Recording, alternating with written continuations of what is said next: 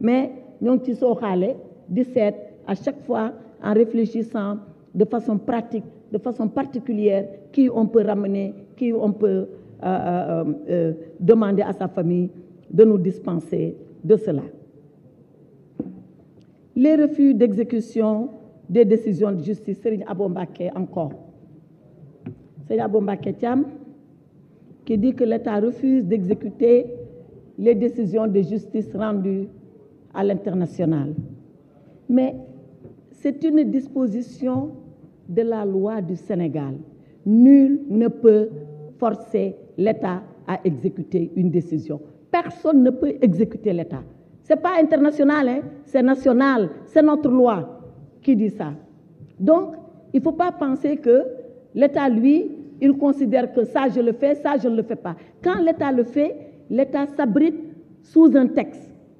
Il s'abrite sous un texte pour le faire. Donc, est-ce qu'il veut exécuter la décision? Il l'exécute de façon volontaire.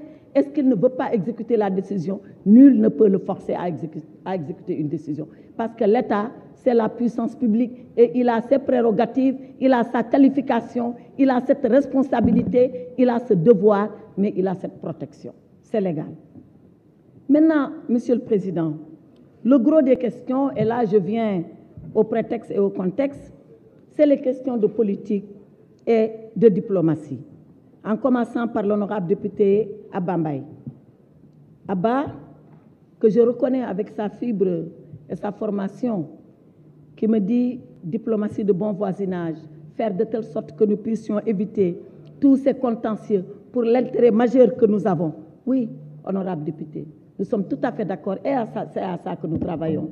Je suis rentrée de Rosso il n'y a pas une semaine ou il y a maximum une semaine. J'étais avec le ministre des Affaires étrangères de Mauritanie pour aller visiter l'avancement des travaux du pont de Rosso parce que c'est ça la diplomatie du président Macky Sall. C'est de voir dans tout ce qu'il doit faire, dans tout ce qu'on peut faire et qui est l'intérêt du Sénégal, enlever tous les aspects nocifs, négatifs, de détails qui vont nous plomber sans tenir à l'essentiel, travailler à cet essentiel-là pour l'intérêt du Sénégal et des Sénégalais. Voilà ce qu'il a fait avec le pont de Gambie, voilà ce qu'il a fait avec le pont de Mauritanie, voilà ce qu'il a fait avec le pétrole et le gaz, voilà ce qu'il fait avec le Mali pour notre corridor, voilà ce qu'il fait avec tous les pays qui nous entourent.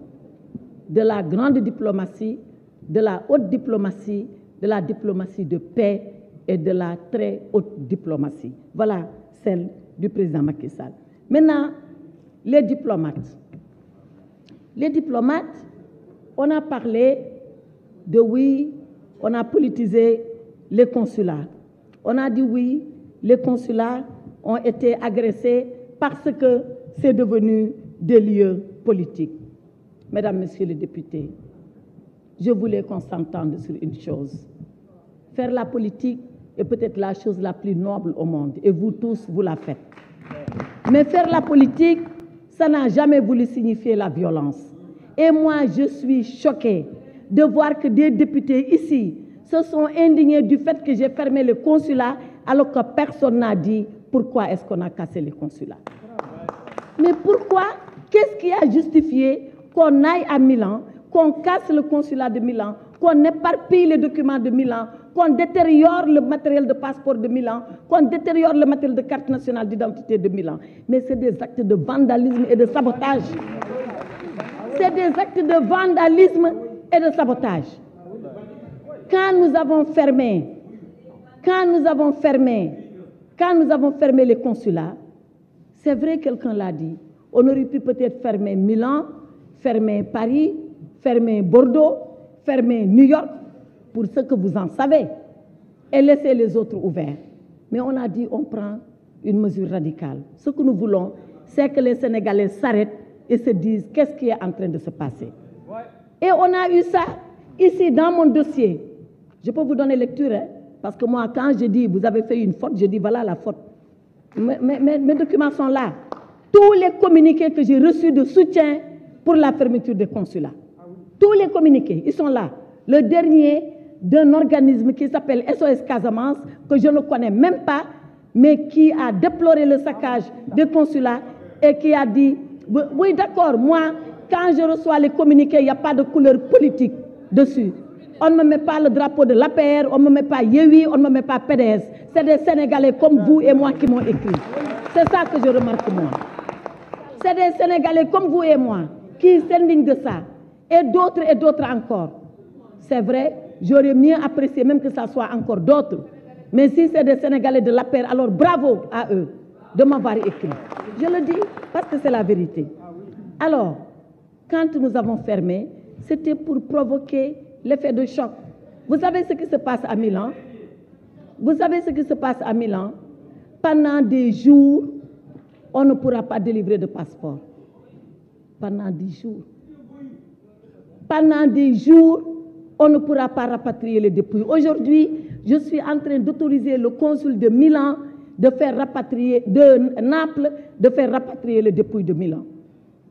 Parce que nous sommes des Sénégalais. Yéen ëpp la ñuy yërmande de ni ngi leen di yërëme noonu lañ leen di yërëme mais nag bu dara amee dañu naan dara am na ñu seet niñ koy régler. Et moi j'aurais aimé ici qu'on ait fait même une motion pour censurer, déplorer ce qui s'est passé dans le consulat. Bu boobaa ngeen mën a wax bu boobaa ngeen mën a wax ñu déglu leen. C'est ça la vérité. Man je fais partie des gens qui pensent que jàmm am na lu ko gën de. Pour man xam nga jàmm dañu naan dara gënu ko mais pour man am na lu gën jàmm.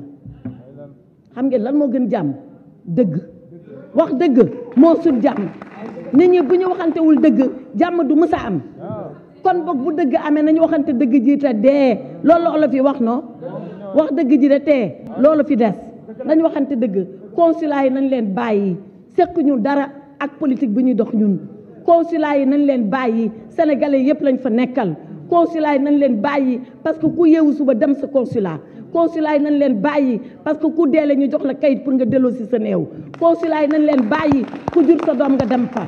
Consulat yi nañ leen bàyyi ku bëgg tukki nga dem fa. Consulat yi nañ leen bàyyi parce que bu consulat amul tukki àddina tukki nañ bàyyi consulat yi. Et puis moi je refuse une chose bàyyi leen di privatiser diaspora kenn moomu ko ñun ñëpp waa diaspora lañ. Il faut arrêter de privatiser la diaspora. Ñun de la diaspora ñun de la waaye ñun nag bokkuñu. Ñun on est de la diaspora. Li ñu def diaspora je mets au défi quelqu'un d'autre de dire ici qu'il l'a fait nañ ko wax. Donc il faut arrêter.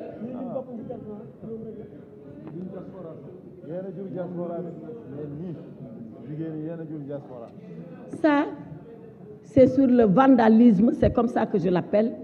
C'est sur le vandalisme des consulats du Sénégal à l'étranger.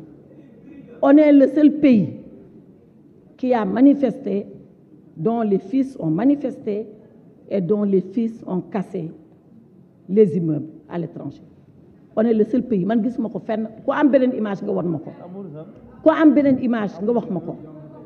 Gisuma ko fenn.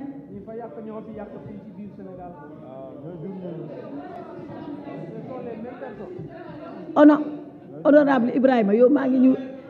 Oh non, honorable Ibrahima man maa ngi ñëw si moom sax. J'ai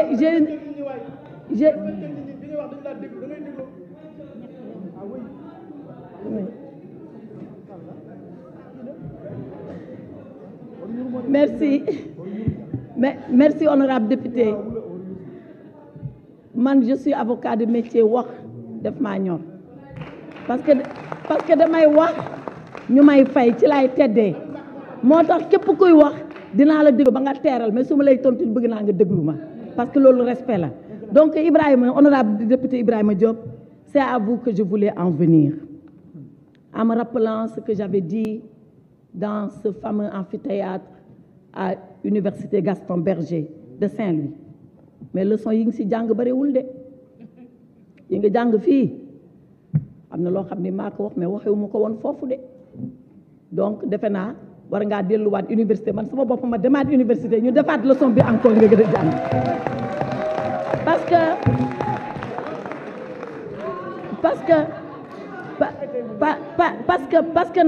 que nag j'ai toujours la fierté quand je viens ici on me dit maître vous aviez dit ceci vous aviez dit cela ça me remplit de fierté parce que ça veut dire que li may wax nekk am na luy des ci bopp nit ñi mais li fay des nag damay bëgg lu leer donte tuuti la lu leer rek na fay des li si des ñu fàtte ko li leer li mooy effectivement j'avais dit à l'université de Gaston Berger que en faisant une métaphore kooku c'est les Grecs qui disaient ça qu'il y avait un ogre qui mettait au monde ses enfants et qui les mangeait. Alors qui est l'ogre et qui sont les enfants? Qui est l'ogre et qui sont les enfants? À l'époque, quand je parlais de l'ogre,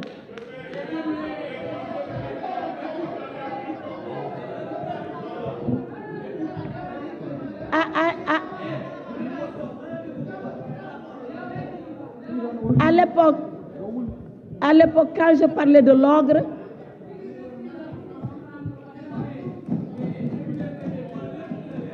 à l'époque, quand je parlais de l'ogre, le président Macky Sall et moi-même, on se battait dans l'opposition contre le pouvoir.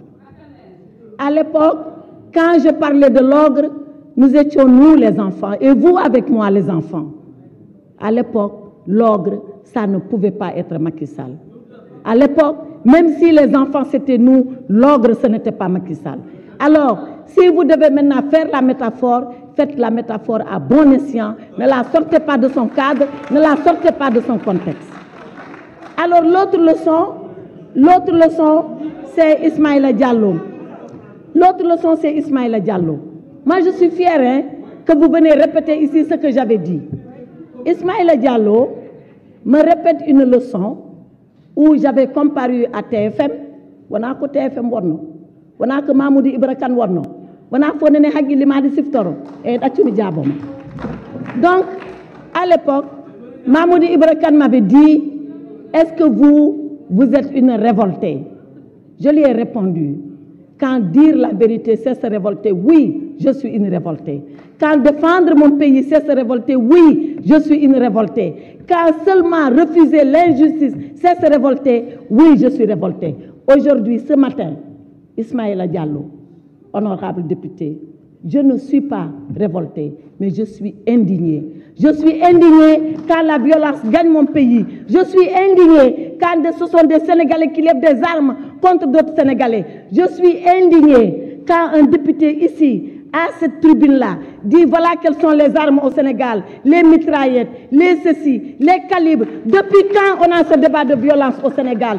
Depuis quand on se permet à l'Assemblée nationale de parler de la typologie des armes? Voilà ce qui m'indigne. Je suis indignée quand dans le livre blanc, comme on l'a dit, en 2021, qu'on se détrompe, il y a eu un livre blanc en 2021. Mais ceux-là qui ne l'ont pas lu, ils n'ont jamais lu quoi que ce soit.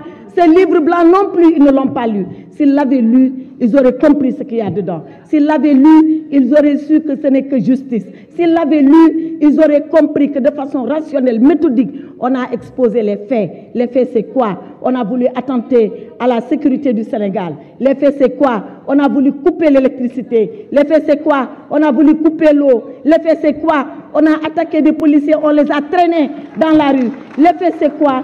C'est la violence et la violence et la violence.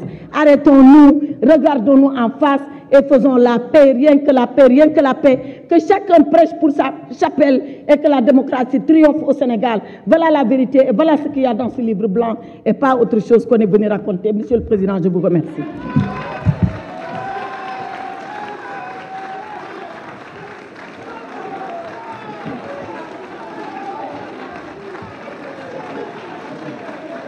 Merci, chers collègues. Madame le ministre, merci. La discussion générale est close. Nous passons maintenant au vote de